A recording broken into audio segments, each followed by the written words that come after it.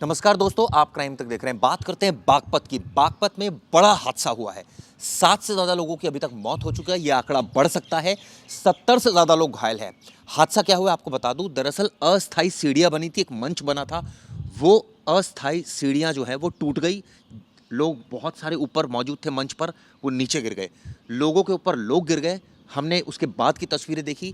घायलों को ठेले पर लेकर जाया जा रहा है। जो जैसे जिसको जो व्हीकल मिला वो घायलों को लेकर निकला ताकि मौत का आंकड़ा ना बढ़ पाए। अभी तक जो जानकारी मिली आपको बता दें, बागपत में ये भगवान आदिनाथ के निर्वाण लड्डू पर्व के दौरान ये बड़ा हादसा हुआ है। और आपको बता दें, दिगंबर जैन डिग्री कॉलेज के मैदान में ये मंच सजा हुआ था। 65 फीट 65 फीट ऊंचा था ये, और इसकी सीढ़ियां टूट गई, जिससे ये बड़ा हादसा हुआ है।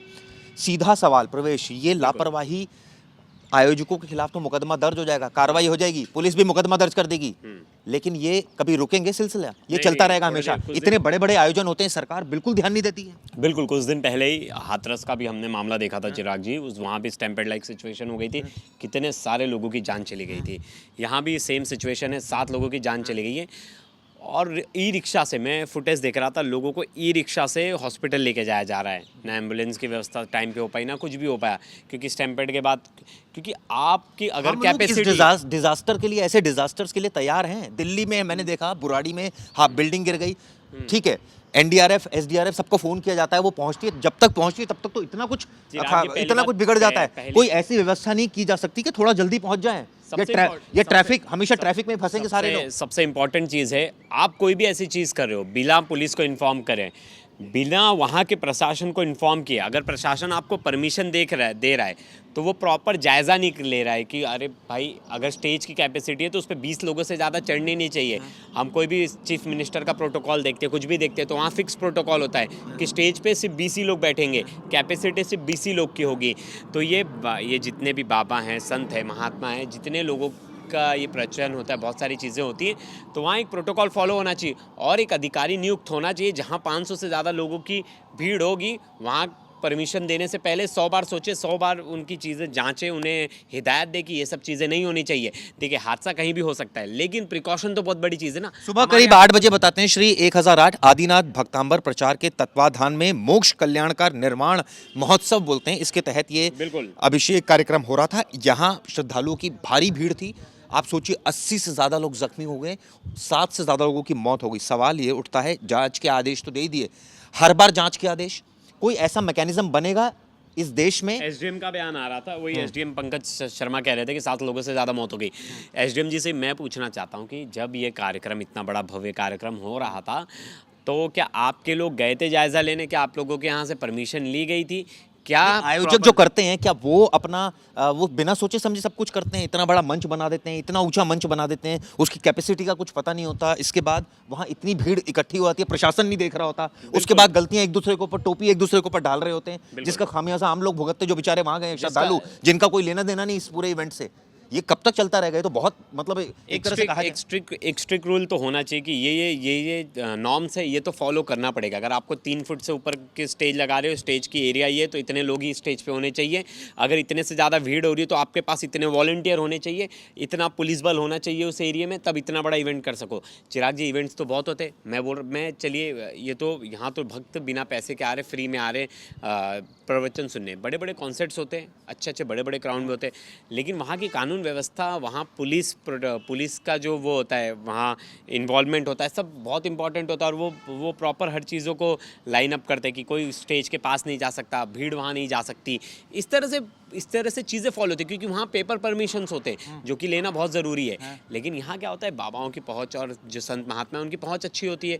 हर कोई डरता है कि यार इनके प्रोग्राम में कुछ हम बोल नहीं सकते, कुछ हम इनके प्रोग्राम में अड़चन नहीं डाल सकते। अधिकारी डरते कि भाई हमारा ट्रांसफ़र पोस्टिंग हो जाएगा, क्योंकि बाबाओं की तो पहुँच इतनी ज़्यादा है, तो वो डर से कोई बोलता नहीं। लेकिन वहीं कोई सिंगर कोई कॉन्सर्ट करे, 10 परमिशन लेनी पड़ेगी उसे, वो 10 परमिशन लेंगे, अच्छी बात है, परमिशन लेनी चाहिए और अच्छी तरीके से वो चीज़ें फॉलो होनी चाहिए। क्राइम तक साफ साफ पूछ रहा है, इस घटना का जिम्मेदार कौन है, और बार बार ये घटनाएं कब तक होती रहेंगी, इसका भी जवाब दे दीजिए। परमिशन ली गई थी, और अगर परमिशन ली गई थी तो कितनी कैपेसिटी की परमिशन ली गई थी, कितने लोग वहां अलाउ थे? पहली बात। दूसरी बात, जो स्टेज बनाया गया था उस पर इतने सारे लोग कैसे चढ़ गए?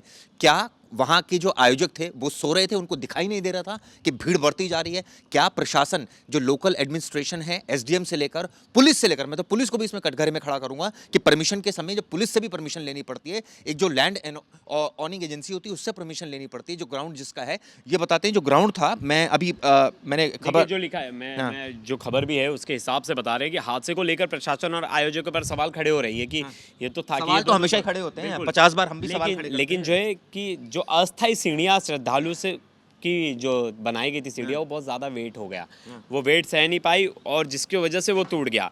आयोजन के दौरान सुरक्षा व्यवस्था बिल्कुल, मतलब सुरक्षा व्यवस्था और वॉलंटियर्स की कमी, वॉलंटियर्स टाइम पे प्रेजेंट नहीं होना, भीड़ को संभाल नहीं पाना। देखिए हमेशा यही होता है जब भगदड़ होती है कोई चीज़, तो आप क्या होता है कि मैं तो हर चीज़ों को कंपेयर करता हूँ। जैसे कोई कॉन्सर्ट ही हो रहा है, कोई सिंगर है, तो उसके फैंस बहुत हैं, वो फैंस पागल है उनसे मिलने के लिए। उसी तरह महात्मा संत बाबा हैं, जितने हैं, इनके प्रवचन होते हैं, तो जो उनके फॉलोअर्स हैं, जो डिवोटीज़ हैं, वो उनसे मिलने के लिए पागल होते हैं।